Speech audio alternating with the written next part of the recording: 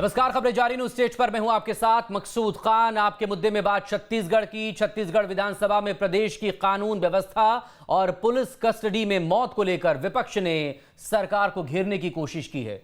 विपक्ष की तरफ से प्रदेश में कानून व्यवस्था फेल होने के आरोप लगे हैं, सवाल लॉ एंड ऑर्डर को लेकर उठे हैं। वहीं जवाब में गृह मंत्री ने विपक्ष के तमाम आरोपों को बेबुनियाद बता दिया। कहा कि विपक्ष के पास मुद्दा नहीं है और इसीलिए वो इस तरह के बेतुके आरोप लगा रहा है। बहरहाल चर्चा इसी मुद्दे पर, क्या विपक्ष के आरोपों में वाकई दम नहीं है या फिर सरकार के आंकड़ों के हवाले से विपक्ष के आरोपों को बेबुनियाद बता रही है। प्रदेश में कानून व्यवस्था के हाल क्या है, बातचीत के लिए तमाम खास लोग हमारे साथ जुड़ेंगे, लेकिन पहले ये रिपोर्ट।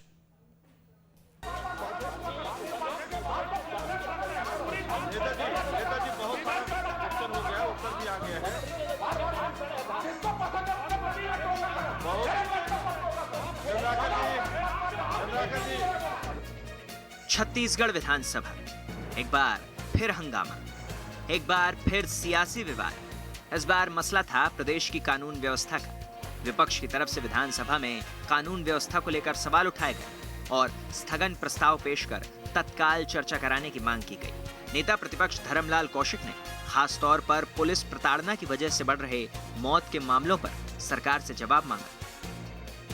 प्रदेश में कांग्रेस की सरकार आने के बाद लगातार पुलिस कस्टडी, पुलिस प्रताड़ना में जो मौतें हो रही है, आज छत्तीसगढ़ के विधानसभा में वो गूंज उठी है और हम उम्मीद करते हैं कि आने वाले समय में पुलिस प्रताड़ना के अंतर्गत में किसी की मौत न हो, इसके लिए गृह मंत्री जी से और सरकार से हम लोग आश्वासन चाहते हैं और इस बात को लेकर के हमने उनको दिशा निर्देशित करने के लिए एक आदेश जारी करे कि जिससे आने वाले समय में घटना रुक सके। अब जिस घटना का जिक्र अभी सदन में किया जा रहा है, उसकी तो जुडिशियल इंक्वायरी की घोषणा हो चुकी है।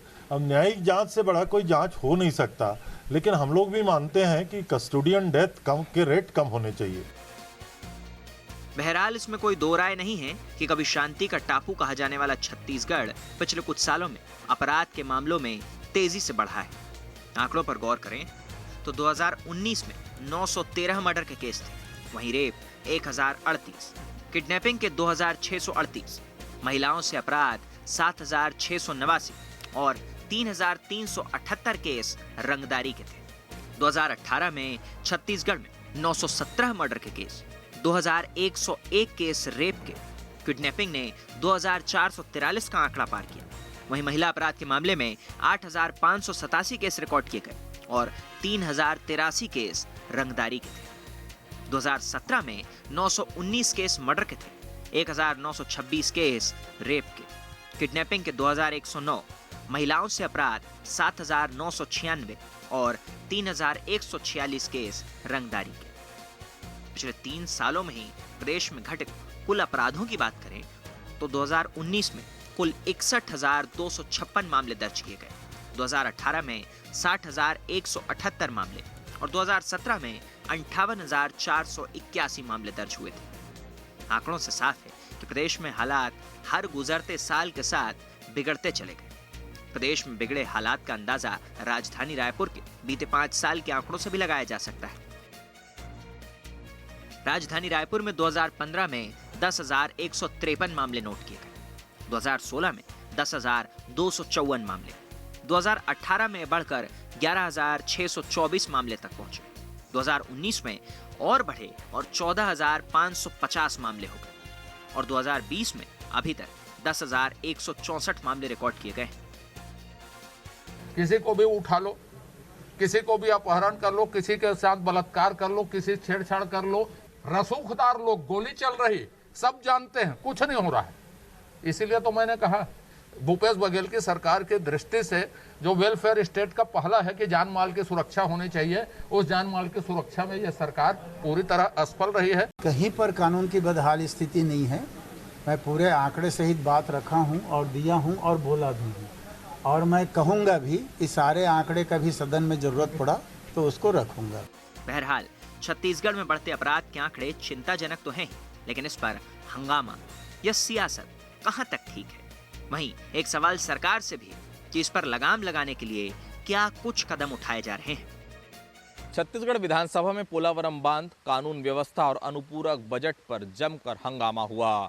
सोमवार तक के लिए कार्रवाई स्थगित कर दी गई। स्थगन के माध्यम से विपक्ष बिगड़ती कानून व्यवस्था पर चर्चा करना चाह रहा था, लेकिन सभापति ने अग्राह्य कर दिया, जिसके बाद ध्यानाकर्षण के माध्यम से चर्चा हुई और बिगड़ती कानून व्यवस्था पर विपक्ष ने तीखे सवाल सरकार से किए। न्यूज स्टेट के लिए वीडियो के साथ विधानसभा से आदित्य नामदेव। तो छत्तीसगढ़ में कानून व्यवस्था पर बात करने के लिए, तमाम और दूसरे अपराधों और गतिविधियों पर बात करने के लिए इस वक्त हमारे साथ खास लोग जुड़ गए। Doctor Satyaprakash Sharma ji, senior journalist हमारे साथ मौजूद हैं। बीजेपी की तरफ से सीनियर विधायक है रजनीश सिंह जी, वो हमारे साथ मौजूद हैं। और advocate Amit Shrivastava, Congress spokesperson है, नेशनल कोऑर्डिनेटर भी हैं AICC लीगल सेल के, वो हमारे साथ मौजूद हैं। बहुत स्वागत है आप तीनों लोगों का। सबसे पहले अमित जी, बात आप ही से बताइए, प्रदेश में हाल कहां है? विपक्ष लगातार अगर लॉ एंड ऑर्डर पर सवाल उठा रहा है तो क्या गलत उठा रहा है? आंकड़े भी तो इस बात की तस्दीक कर रहे हैं, गवाही दे रहे हैं। मकसूद जी, अगर एनसीआरबी का आंकड़ा देखेंगे, निश्चित तौर पे कहीं भी अपराध बढ़ना चिंताजनक है। और निश्चित तौर पे हमारा ये जिस प्रकार से गृह मंत्री जी के अभी बाइट में आपके चैनल पे सुन रहा था कि सारे आंकड़ों के साथ मैंने विधानसभा में सारे पक्ष रखे हैं और अगर विपक्ष आएगा तो सारे आंकड़े में उनको देने के लिए भी तैयार हूँ।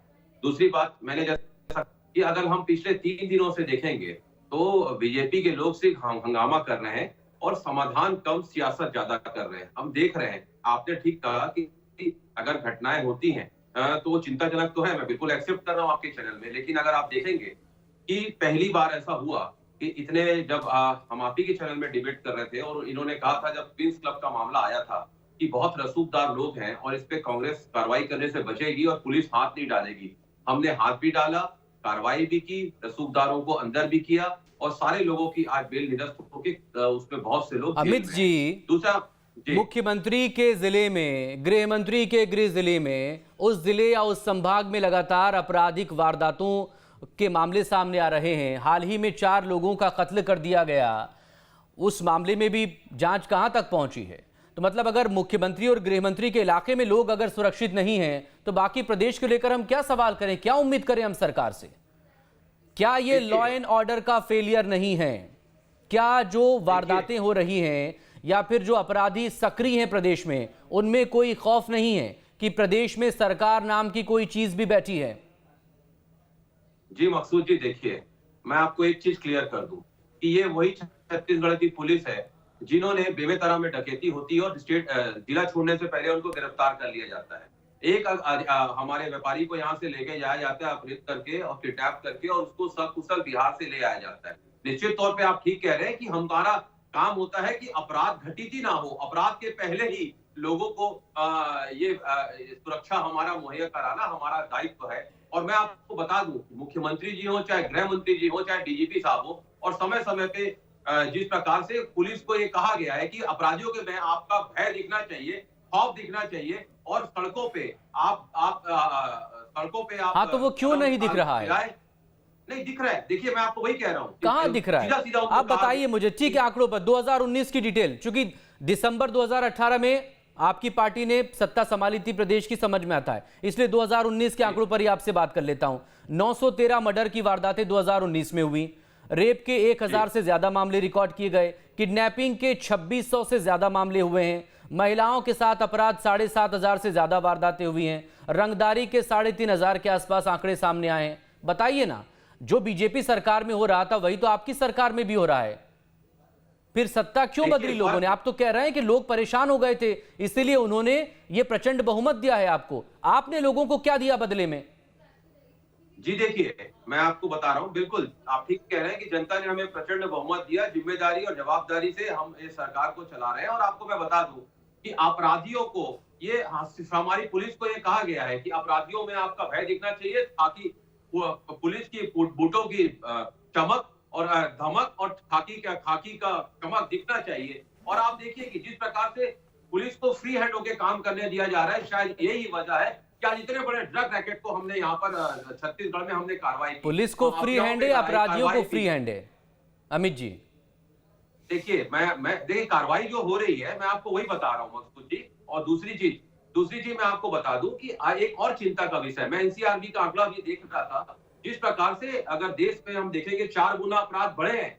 और दूसरा एक और चीज आपको बता दूं जो बहुत चिंता का विषय है, जो मुझे लगता है लॉयर होने के नाते, क्रिमिनल लॉयर होने के नाते जो मुझे चिंता का पहल वैसा लगता है कि अगर पूरे देश में जो रेप की घटना हुई है 33,707, उसमें 94.9% लगभग 31,807, ये मतलब जो आईपीसी की धारा 376 के तहत जो केसेस हुए हैं उसमें नॉन पर्सन के द्वारा हुआ है। ये बहुत समाज का एक बहुत बड़ा पहलू जो मैं आपके समक्ष लाना चाहता हूं आपके माध्यम से जनता के समक्ष कि एनसीआरबी के तहत मैं बिल्कुल चाहता हूं as a lawyer, as a citizen कि अपराधियों को कड़ी सजा मिलनी चाहिए। हमारी सरकार उसी प्रयास कर रही है और अगर कोई घटना होती है, मैंने जैसा कहा कोई कस्टोडियल अगर डेथ होती है तो विधानसभा में गृह मंत्री जी से सवाल पूछा जाता है ह्यूमन ट्रैफिकिंग और बाकी मामलों को लेकर, वो जवाब तक नहीं दे पाते हैं।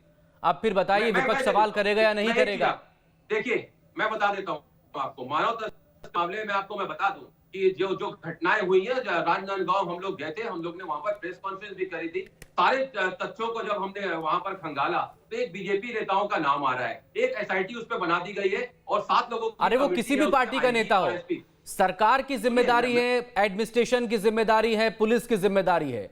अपराधी कोई भी हो, कितना ही बड़ा हो या कितना ही छोटा हो, कितना ही रसूखदार हो या आम आदमी हो या फिर किसी भी पार्टी से ताल्लुक रखता हो, चाहे वो सत्ता पक्ष की हो या विपक्ष की हो, आप अपना काम कीजिए ना सिस्टम के लिहाज से। मैं मकसूद जी, मैं वही तो आपको बता रहा हूँ। हमने जब तहकीकात की तो निश्चित तौर पे उसमें कई लोगों के नाम आए और हमने हरियाणा से और दूसरे स्टेटों से हमने गिरफ्तारी की है। सारे तथ्य अभी थोड़े दिन में सामने आ जाएंगे। जांच इन्वेस्टिगेशन चल रही है। 7 लोगों की हमने कमेटी बनाई, उसपे 5 जो थे अपराधी वो गिरफ्तार भी हो गए। मतलब लगातार ये घटनाएं हो रही थी और लेकिन अच्छा, अमलेश्वर का मामला कहां तक पहुंचा बता दीजिए, फिर रजनीश जी को इंटरवीन करने के लिए कहेंगे। अमलेश्वर में कहां पहुंचा मामला? देखिए इन्वेस्टिगेशन चल रही है, तब तुरंत बहुत जल्द आप देखेंगे कि उस पर भी एक बहुत बड़ा पर्दाफाश होने वाला है और निश्चित तौर पे आप देखें कल या परसों में मुझे पूर्ण विश्वास है कि कोई ना कोई बड़ा पर्दाफाश उसमें होगा। रजनीश सिंह जी बताइए क्या हाल है? अमित जी जिन तर्कों को बात रख रहे हैं या जिन फैक्ट्स पर वो बात करना चाह रहे हैं, क्या ये वाकई में डाइजेस्टेबल है, इन्हें हजम किया जा सकता है, या फिर ये एक फेस सेविंग की कोशिश है जो कि हर पार्टी प्रवक्ता करता है जिसकी सरकार होती है, चाहे वो प्रदेश में हो या देश में हो?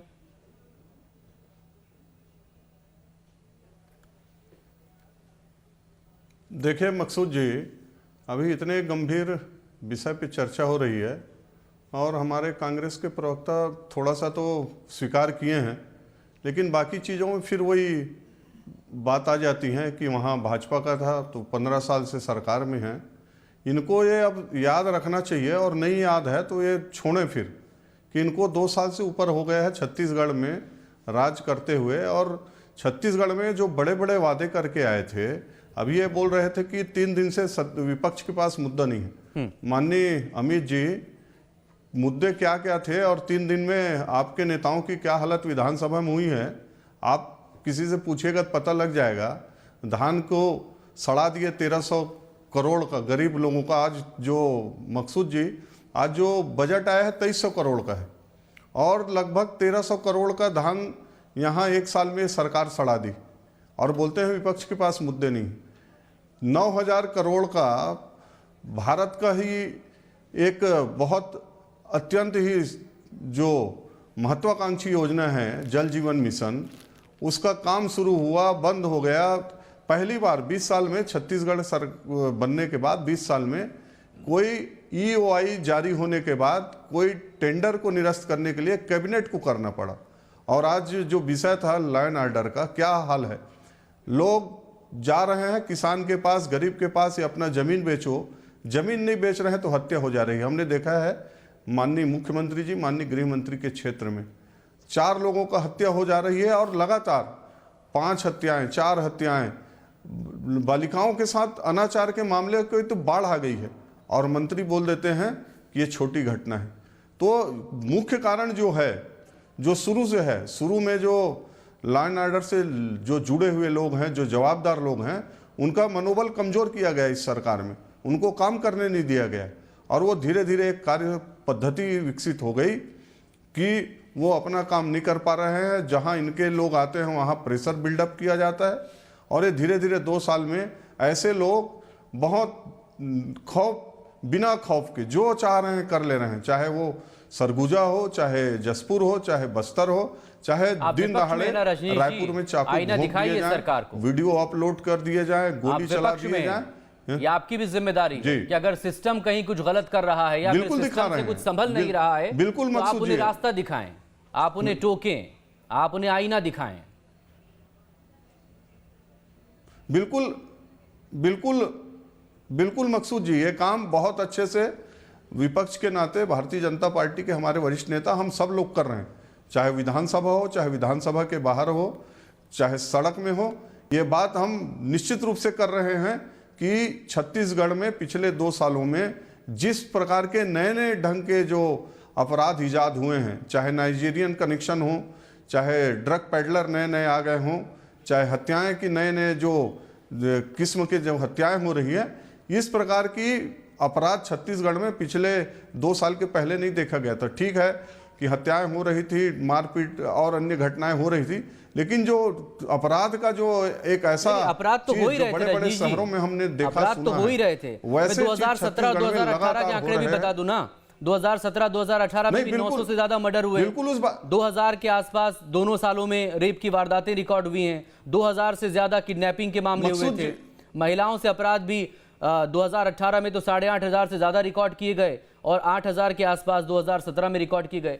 तो ये सिस्टम जो है, ये जो एक अपराध है वो रुका नहीं है। सरकार बदलने से बदला क्या, हम इसीलिए तो यहां पर बात कर रहे हैं। डॉक्टर शर्मा, पिछले 3 सालों के जो आंकड़े हम लगातार दिखा रहे हैं, सवाल पूछने वाले भी एक वक्त में इन्हीं सवालों के जवाब देने से या तो बचते रहे थे या फिर वो जो है इससे कहीं ना कहीं आगे और सिस्टम में मजबूती लाने की बात करते रहे थे। अब जो लोग कल सवाल पूछ रहे थे, आज वो खुद उसी कटघरे में खड़े हैं। बदला क्या? सरकारें बदलने के साथ सिस्टम क्यों नहीं बदला? अपराध पर लगाम क्यों नहीं लग रही है? लॉ एंड ऑर्डर पर सवाल क्यों खड़े हो रहे हैं? डॉक्टर शर्मा जी। मकसूद जी, सबसे पहले कोई भी गवर्नमेंट हो, उसकी जो प्राइम फोकस होना चाहिए वो 3 चीजों पर होता है डेमोक्रेटिक गवर्नमेंट में। स्वास्थ्य, शिक्षा और सुरक्षा। इन तीनों चीजों का जो इम्पैक्ट है वो उसकी पब्लिक पर पड़ता है। वो वही ये चीज 3 ये डिसाइड करती हैं कि गवर्नमेंट अच्छा काम कर रही है नहीं कर रही है जी। रही बात सुरक्षा की, जो आपने बात कही, यहां मैं बीच में एक चीज जोड़ना चाहूंगा। ये बड़ा चिंता का विषय है आज हमारे लोकतंत्र में कि जो भी असेंबली सेशंस हैं, हम अगर सेंटर की पार्लियामेंट की बात छोड़ दें तो जितनी भी स्टेट्स हैं उनमें जो सेशंस होते हैं, असेंबली सेशंस, आप देख रहे हैं वो कुछ वर्षों से, लगभग 7-8 साल से ये महसूस कर रहा हूं कि वो फुल टाइम नहीं हो पा रहे हैं। कहीं ना कहीं ये कहीं 4 दिन के लिए रोक दिया, कहीं 8 दिन के लिए रोक दिया, कहीं अनिश्चितकालीन समय के लिए रोक दिया जाता है।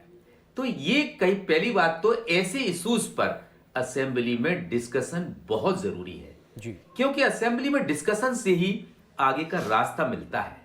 जो रास्ता आज भटक रहा है, जिसके कारण क्राइम का जो रेट है, चाहे छत्तीसगढ़ हो या अदर राज्य में, बढ़ रहा है जी। एक पॉलिसी होनी चाहिए, जिस पॉलिसी को बनाने में कहीं ना कहीं पिछली सरकारें और आज की सरकारें फेल हुई हैं। उस पॉलिसी को कि कैसे उसमें रिसर्च करके एक पॉलिसी बनाई जाए। ये फेलियर किसका है डॉक्टर शर्मा? कैसे कंट्रोल किया जाए? फेलियर सरकार का है या फेलियर सिस्टम का है? या तो सिस्टम ढंग से काम नहीं कर पा रहा है या फिर सरकारें उस सिस्टम से ढंग से काम नहीं कर पा रही हैं। मैं मकसूद जी, इसमें दोनों का ही रोल रहता है कि कहीं ना कहीं सरकार की केयरलेसनेस और सजग ना होना सिस्टम का, या सिस्टम का लचीलापन, ये दोनों कारण है। क्योंकि सिस्टम कहीं ना कहीं लचीला हो जाता है। कई केसेस तो ऐसे होते हैं जहां पर जानबूझकर उस हद तक एक्शन नहीं लिया जाता है, क्योंकि कहीं ना कहीं वो जो सिस्टम है वो दबाव में रहता है। तो क्राइम का कारण एक ये भी रहता है, जिसके कारण भी क्राइम होता है। यानी कि जो सिस्टम है, बेसिकली इसमें पुलिस सिस्टम ज्यादा रोल प्ले करता है। तो पुलिस सिस्टम का जो खौफ होना चाहिए वो क्रिमिनल्स में नहीं देखने को मिलता है। अगर ये खौफ हो तो जो क्रिमिनल हैं वो तो शांत हो ही जाते हैं। इसके साथ साथ वो जो क्रिमिनल नहीं है वो तलक क्राइम कर बैठते हैं, जिसके कारण रेट ऑफ क्राइम उस पर्टिकुलर प्लेस में बढ़ जाता है और इसलिए अक्रॉस द स्टेट वो बहुत हाई दिखने लगता है। तो ये समस्या ना केवल कांग्रेस गवर्नमेंट की है बल्कि ये बीजेपी के रूल में रही और भी आगे भी रही और मेरे ख्याल से ये कंट्रोल होती अभी मुझे दिखती नहीं है, क्योंकि इस पर कोई एक ऐसा समग्र या इंटीग्रेटेड प्लान तैयार नहीं किया जा रहा है सरकार के द्वारा, जिसके कारण जो क्राइम रेट है आज के में सरकार का इकबाल तभी बुलंद होता है, जो कोविड का सरकार का इकबाल अमित जी तभी बुलंद होता है जब सरकार लॉ एंड ऑर्डर के मामले पर सबसे ज्यादा मजबूत हो। लेकिन लॉ एंड ऑर्डर मामले को लेकर छत्तीसगढ़ को अब तो अपराधगढ़ कहा जाने लगा है। ये किसकी बदनामी है? ये छत्तीसगढ़ में रहने वाले हर उस शख्स की बदनामी भी है, सरकार की तो है। ये कैसे बदलेंगे इस छवि को? कैसे सुधारेंगे इसे? देखिए, बहुत सारे जिस प्रकार से अभी बहुत ही सम्मानित पत्रकार कह रहे थे, मैं आपको बता दूं कि हमने पॉलिसीज भी बनाई है और जिस प्रकार से इनिशिएटिव लेके जिस प्रकार से पुलिस मित्र बनाया जा रहा है, इंटीग्रेटेड सिस्टम लगाए जा रहे हैं कि कैसे कोई अपराध अगर करने की कोशिश भी करे, भय व्याप्त रहे, अपराधियों में रहे, और पुलिस मित्र के माध्यम से और एक टोल फ्री नंबर भी हमारे द्वारा जारी किया गया है कि अगर कोई भी अपराध अगर घटित कहीं पर कोई प्लानिंग भी कर रहा है या आपको पता लगता है तो आप बताइए और कम से कम आपके नाम को नहीं ओपन किया जाएगा। ऐसे बहुत सारे मेजर स्टेप्स लिए जा रहे हैं। पुलिसिंग की हम क्या बोलते हैं, ये तो सब कागजी बातें हो गई अमित जी, ये तो सब कागजी बातें हो गई। कागजी घोड़े दौड़ाने से थोड़े ही नतीजे पर पहुंचेंगे, रेस थोड़े ही जीती जाती है। ये तो ऐसे होता है कि भाई सरकार बदल चुकी है, अब अपराधियों को भी बदलना होगा या प्रदेश को छोड़ना होगा, या तो शांत रहिए या फिर जेल में रहिए। ये एक क्लियर मैसेज, एक वन लाइनर मैसेज क्यों आपकी सरकार नहीं दे पा रही है? क्या राजनीतिक इच्छा शक्ति आड़े आ रही है क्या? देखिए, हमारी पॉलिटिकल विल भी है मकसूद जी, और मैं आपको एक चीज और बता दूं कि क्या, हेलो जी, देखिए पॉलिटिकल विल भी हमारी है और हम इनिशिएटिव ले भी रहे हैं। आने वाले समय में निश्चित तौर पे आपने कहा कि कोई भी अपराध करने से पहले छत्तीसगढ़ में सोचेगा, या तो वो जेल में रहेगा या वैसी जगह। 2 साल में तो नहीं दिखा हमें ऐसा कुछ, पता नहीं आप आगे क्या करेंगे, रातों रात के बदल जाएगा सब कुछ। देखिए, मैंने जैसा कहा कि बहुत सारे मेजर स्टेप्स हमारी सरकार के द्वारा लिए गए हैं और मैंने जैसा कहा अगर कोई अपराध करने की कोशिश भी छत्तीसगढ़ में करेगा या सोचेगा, या तो वो जेल में रहेगा या ऐसी वो जगह रहेगा जहाँ कोई भी व्यक्ति जाना नहीं चाहता। रजनीश सिंह जी बताइए, क्या उम्मीद है आपको? देखिए मकसूद जी, बिल्कुल उम्मीद नहीं है। और जो इस 2 साल में जो कार्य पद्धति, जो कार्य संस्कृति पनपी है इस सरकार के द्वारा, उसमें अब आम बात हो गई है कि बड़े बड़े पुलिस प्रशासन के जो पद हैं उसको भी ले दे करके उनको पोस्टिंग मिल रही, जिसके कारण ये जो अपराध की आप गति देख रहे हैं और जो प्रवृत्ति देख रहे हैं, नए जो ट्रेंड देख रहे हैं छत्तीसगढ़ में, ये इसके कारण है। इसलिए ये सरकार में अभी दिखता नहीं, और निश्चित रूप से आने वाले समय में जिस प्रकार के माफियाओं का, ये तो अपराध की बात हो गई, लेकिन आप जाके देखिए कि रेत माफिया द्वारा क्या किया जा रहा है, भू माफिया द्वारा क्या किया जा रहा है, शराब माफियाओं द्वारा क्या किया जा रहा है। ऐसे माफिया लोग पनप गए हैं और कहीं ना कहीं इन सब अपराध के पीछे इन सब माफियाओं का हाथ रहता है। ड्रग्स पेडलर आ गए, ड्रग्स माफिया आ गए, यहाँ नशा माफिया आ गए। तो इनके द्वारा जो ये नए नए तरीके के ईजाद करके जो अपराध कर रहे हैं, और बहुत बड़ा कारण यदि छत्तीसगढ़ में अपराध तेजी से बढ़ रहा है और जघन्य अपराध बढ़ रहे हैं जिसको हमने कभी देखा नहीं छत्तीसगढ़ में, वो अपराध यदि हो रहे हैं तो इसके पीछे यही कारण है। ये सरकार यदि इसको समाप्त करना चाहती है तो दृढ़ इच्छा शक्ति के साथ पहले इन सब माफियाओं को, भू माफिया, आप किसी शहर में चले जाइए, कहीं स्कूल में रोड बना दे रहे हैं, किसी का कब्जा कर लेना है। ये जो 2 साल में कार्य पद्धति, इनकी कार्य संस्कृति आई है, इसके कारण ये अपराध बढ़ रहे हैं। और इस सरकार में दूर दूर तक इच्छा शक्ति नहीं दिखती कि ये सरकार इसको दूर करेगी। और आने वाले समय में आप देखिएगा छत्तीसगढ़ में मैं बता रहा हूं मकसूद जी की सरकार की दृढ़ इच्छा शक्ति के साथ ऐसे लोगों के साथ सख्ती से निपटे। हम जब बात करते हैं पेपर में जब छापते हैं कि यहाँ ऐसी घटना हुई, उसी जिले से मुख्यमंत्री भी आते हैं। ये तो जहां पर अभी ये 4 कत्ल की वारदात हुई तो मुख्यमंत्री का इलाका है। मकसूद जी, जिस प्रकार बहुत ही सम्मानित मेरे बड़े भाई अभी रजनीश भैया कह रहे थे, माफिया राज किसने लाया छत्तीसगढ़ में? यहाँ की रेत को बॉम्बे, शहडोल और रीवा होते हुए कौन भेजा करता था? ये पूरे छत्तीसगढ़ की जनता जानती है। जिस प्रकार से भू माफिया छत्तीसगढ़ की जनता तो बहुत कुछ जानती है अमित जी, लेकिन अब देश की जनता भी अमित देखने भाई लगी है। 2020 में जब है, विधानसभा में इन आंकड़ों 2018 को की बात लेकर मत रखा करिए। जाता है, सवाल जब होते हैं तो किसी के पास जवाब नहीं होता है, 2020 और में है। छत्तीसगढ़ की अगर छवि खराब हो रही तो फिर तो देश की नजरें भी जा रही ना उसकी तरफ। बहुत शुक्रिया, मेरे पास वक्त इतना ही है, बहुत माफी के साथ बहुत शुक्रिया, लेकिन सुधारिए प्लीज, लॉ एंड ऑर्डर को जरूर सुधारिए, ये लगातार सवालों के घेरे में छत्तीसगढ़ के लिए। छोटे से ब्रेक के बाद खबरें जारी हैं।